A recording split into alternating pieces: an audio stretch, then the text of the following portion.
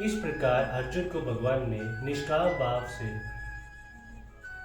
कर्म करने की आज्ञा दी, किंतु कर्म अकर्म का तत्व समझे बिना मनुष्य निष्काम भाव से कर्म नहीं कर सकता। इसलिए अब भगवान ममता, आस्तिक, फलिच्छा और अहंकार के बिना किए जाने वाले दिव्य कर्मों का तत्व भली भांति समझाने के लिए कर्तव्य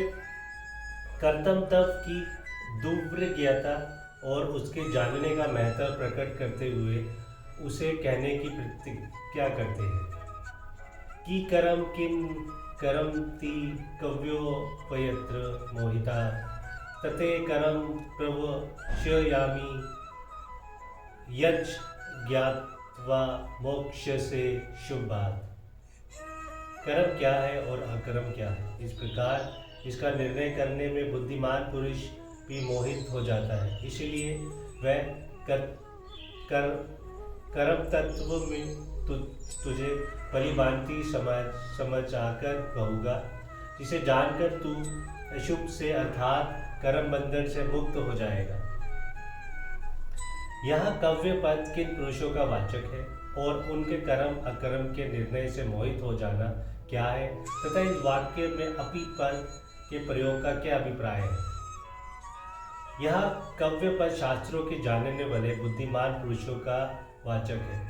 शास्त्रों में भिन्न भिन्न प्रकार से कर्म का तत्व समझाया गया है। उसे देख सुनकर भी बुद्धि का इस प्रकार ठीक ठीक निर्णय ना कर पाना कि अमुक भाव से की हुई अमुक क्रिया अथवा क्रिया का त्याग तो कर्म है तथा अमुक भाव से की हुई अमुक क्रिया या उसका त्याग अकर्म है। यही उनका कर्म अकर्म के निर्णय में मोहित हो जाना है।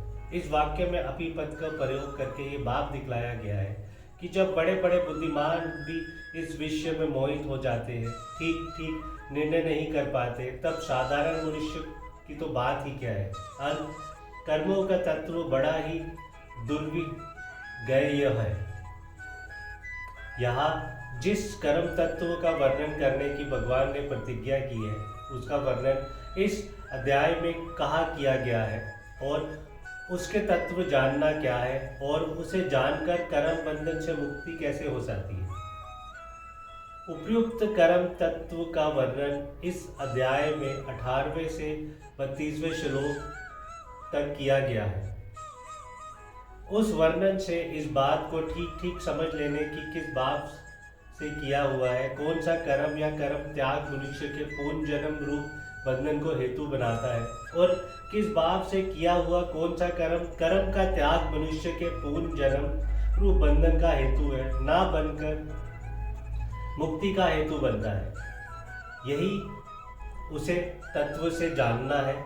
उस तत्व को समझ लेने वाला मनुष्य द्वारा कोई भी ऐसा कर्म या कर्म का त्याग नहीं किया जा सकता जो कि बंधन का हेतु बन सके।